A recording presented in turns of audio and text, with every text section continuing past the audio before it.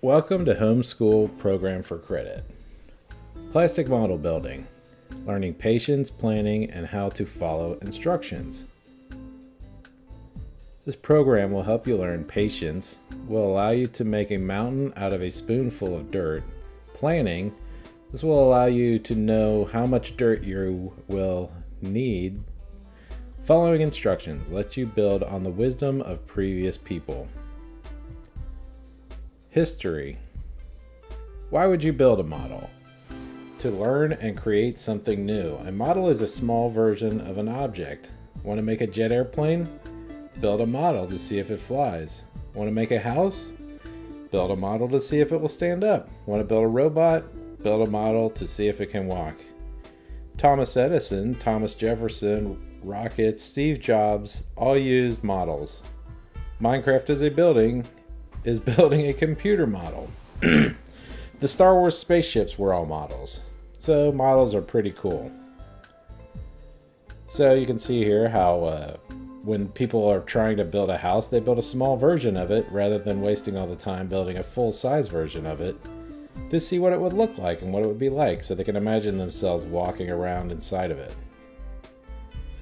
You can see here where the Statue of Liberty was first built as a clay model, and they used that as a guide to build the actual Statue of Liberty. So they tested different types of Statues of Liberty before they finalized the final one, and that's what we see today. Every car starts out as a model. This guy up here on the left likes to carve his out of clay, and this guy on the right, his car has cool wings. And then this other guy in the middle looks like he's missed a spot in the paint job. He's trying to fix that. But these are grown-up men whose job is to make cool model cars for a living. Maybe that could be you. Even Egyptian kings made models. You can see when they were buried, they took little model boats with them to remind them of their life on the planet and what it was like to have their own cool boats. Maybe they had these boats, maybe they didn't, but they at least had some cool models of them. And you can see how many people would fit on this boat. Airplanes. Airplanes are a huge model building category. Because if you're in an airplane and it's flying and it doesn't work, you could fall to your death. But an airplane, there's nobody in it. A model airplane, there's nobody in it, so it doesn't really matter. Cool thing. In fact, the Wright brothers invented the airplane by making and testing models first. You can see here when they're little boys, they made glider models on the top right, and they tested them in the wind to see which type of airplane would fly. And then they created this thing called a wind tunnel, and they put little wings inside of the wind tunnel and put smoke around them to see how the air would flow around them. This was vital. This is why they invented the airplane and nobody else did, because nobody else did this. Nobody else built models, and their airplanes sucked. So, models are cool. You can see, like, when they built a full-size airplane on the upper left, they put them in a giant wind tunnel to see if it flies right and how the air flows around it. Because it's easier to test in a controlled environment than flying out in the sky where nobody can get near it. And even today they test model cars to see how to improve aerodynamics and improve efficiency through airflow. So, why would we build models? People build computer models to study ideas. People build models of ideas, like if it's just a vague idea and they're not sure how it's going to work, they build a model of it. Sometimes a model is just a piece of paper with a drawing on it. You're still modeling what could be and not what is. Sometimes a model is a life-size carving of a car to make the machines that cars are made with. So they make a model of a fender, and then they make a machine to build that model. And that's how they make a fender. That's kind of confusing. Models are used to study things that are too big to study. Like, how do you study the entire space shuttle? you can't walk around it, but you can pick up a model of it and look at it. You can't have an aircraft carrier in your office, but you can put a model of it in there and sort of see how it's going to work. You can't put a rocket in your school, but you can put a model of a rocket and study how models work. Even robots are made as models first. So here's some of the tools you're going to need to build models. The first thing you should think about is the tool of scale, because this is the fun part. When you're looking at a model, you're looking at an actual representation of a real object. So how big is it? So 1:1 scale, that would be the actual size of the object. 1/2 scale would take, we're just going to skip this slide. So understanding scale and fractions. So this actually shows pictures of what 1:1 scale is. So a car that is 1:1 scale is the size of a car. So if you get a model kit and it's 1/4 size, then the lower denominator of that fraction is 4. So your car would be 1/4 the size of the actual car, or 4 cars long as the original car. If you have a 1/8 scale model, that would be 8 cars long. So you can see down here where you're counting the cars. If you have a 1/12 scale model, that's 12 cars long. So look at your model box. What does it say? How many of your model would it take to make the actual length of the real thing? It's kind of fun to think about, because some scales are 1/72 scale, and that seems big, but some are 1/500, like an aircraft carrier. So it would take 500 of your model aircraft carriers to make the length of an actual aircraft carrier. Here's different types of glues you can use. You have to use specific plastic model glue. If you use this thick tester's glue, you can use a toothpick to put it on, because it gets kind of clumpy. I use the Tamiya cement because you can paint it on with a paintbrush, so you don't need toothpicks, but it's not available everywhere, so either one is just as good. It's just a preference, so whatever is up to you. You'll need some sort of cutter to get the model's parts separated from the sprue. The sprue is the tree that all the parts get molded on with. So if you're going to cut the model part loose, the top line you can see, make sure you cut close to the part and don't leave that little bump on it. So cut there and not there. So you can use nail clippers, you can use little scissors, you can use an X-Acto knife, which is good, but it's very dangerous. And the best thing you can get is a pair of these side clippers. Your mom might have something like this for her fingernails, or maybe your dad has some wire cutters, but they don't require a lot of strength, but there's different ways to cut it off. Sometimes you can just twist the parts off. It's up to you. I mean, if you're just getting started, you don't have to kill yourself on these little details. You probably need some sort of cardboard or a work table so you don't get glue and paint on your mom's table. She probably wouldn't appreciate that. Maybe a thick piece of paper or some newspapers, or the top of the model box.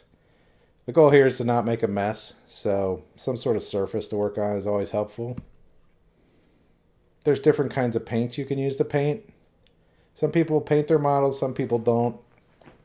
It's up to you how you want to do it, and whether you have time or the patience.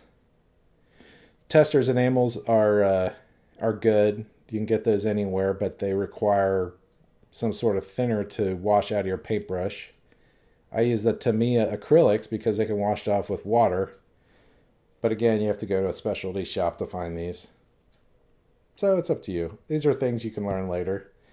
You'll probably need some tape because you'll find some pieces that you can't hold together with your hands while the glue dries, so you use tape to hold them together. Usually the two halves of a fuselage of an airplane. So that's basically all the tools you're going to need. This part is the building section.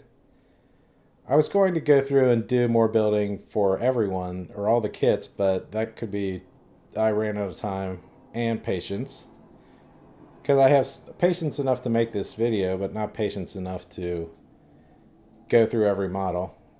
But this is a basic model kit and how it goes together. So the first thing you do is you find the instructions, go to step 1.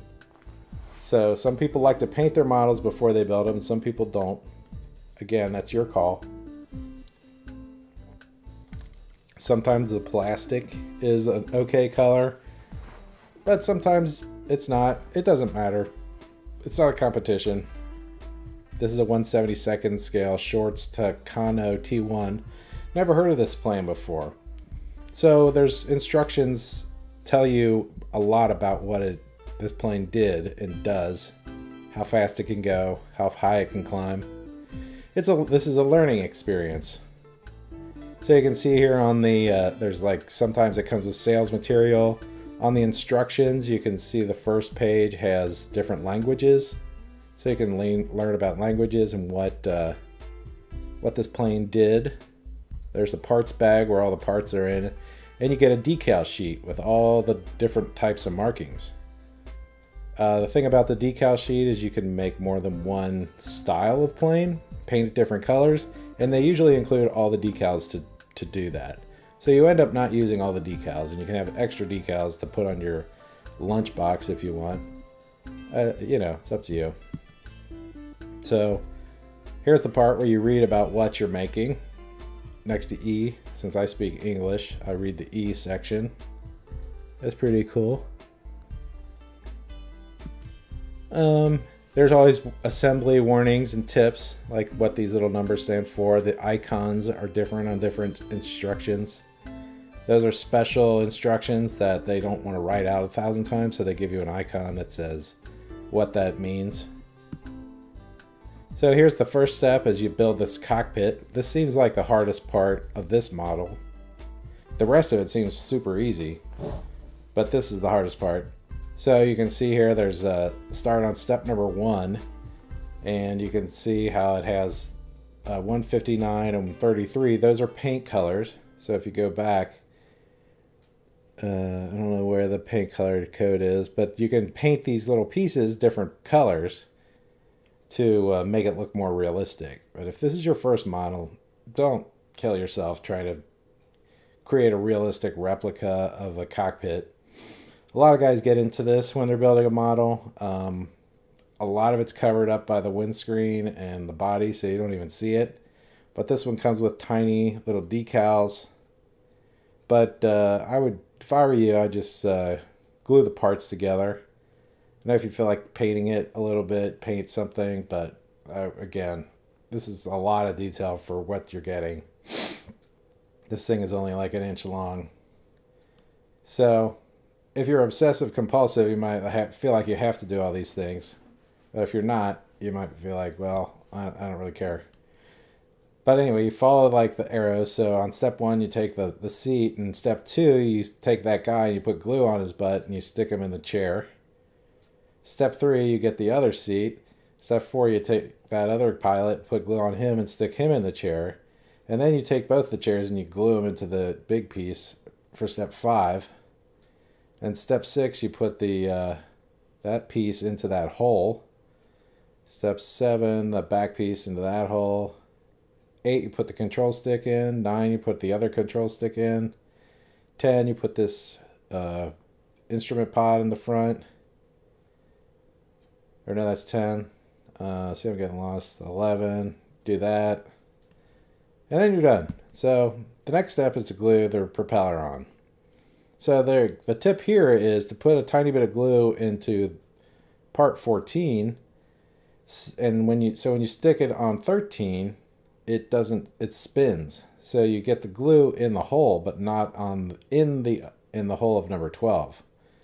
So you glue and then you put the nose cone on. If you do it right, the propeller will spin when you blow on it. If you don't do it right, it'll just stay. But that's not really, it's not the end of the world. Then you glue the body halves together. You can see you take the piece from number 1, you glue it into the body.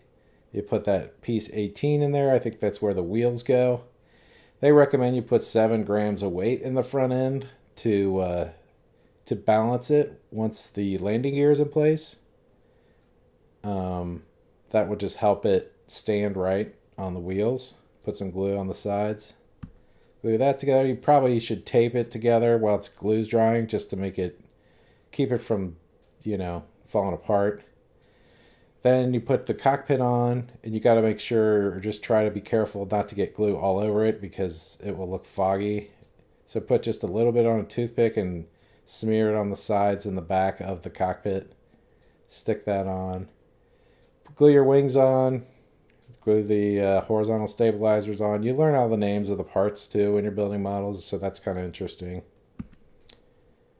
Then you put the landing gear on. Now I tend to put the landing gear on closed these days because I put my airplanes on stands that make them look like they're flying. But if you want to set it on a desk, it needs to have wheels, so this is how you put the wheels on. And you can see it's a tricycle carriage, so it's got a nose wheel and 2 wing wheels. The weight will help hold the front end down. Because in real life, the airplane would have a motor up front, and that would hold the front wheel down. But since this is a plastic model, there's no real motor in it. So that's what the weight was for. You can use a piece of clay, you can use a pebble, you can use anything really, as long as it's got a little bit of weight to it. Then there's a bunch of little detail parts you can put on. The exhaust pipes. I don't know what those other parts are. Number 45. Number 44 has a question mark. I don't know. Maybe they don't even know what it is. It's funny because it's a real thing, but nobody knows what it is. And then if you're really crazy, you can paint it. So if your model comes in a plastic color that's not black, you would have to paint the whole thing black. And if you have it, if you want to paint it gray, you can just paint the tips of the wings red. Or if you don't want to paint it at all and just stick the stickers on, it's up to you. So decals are kind of interesting. They're water slide decals. This is common for all models, so it's kind of something to learn. You find out which number you want to use. So on the instructions it says 115 is that little circle. So you find number 115 on the sheet, and they have numbers on them. They are labeled. You cut that out, you put it in some water, and then once it sits there for like a minute or 30 seconds, you'll notice it starts to come loose, and you can slide it off of the water onto the wing of the airplane. Once that is on there, you just let it dry and don't touch it, because if you touch it, you'll move it, and the water will dry and it'll stay in place. And that's where I ended up on this video. You can see, that's pretty much the whole process. And most models are built the same way, same parts. But it's a fun hobby. It gives you something to do when it's cold out. You can imagine yourself being on the plane or flying a plane, crashing into a building. It's a more realistic toy. I mean, it's probably the most realistic thing you could see as a child. A lot of child's toys are very fake looking and they don't represent anything. They kind of disconnect you from reality. But this model of an airplane is an actual thing that was built, and you could get in it and fly it around if you wanted to. So it's kind of interesting to imagine yourself like you're this guy in this airplane. So thanks for watching, and good luck. Email me if you have any questions.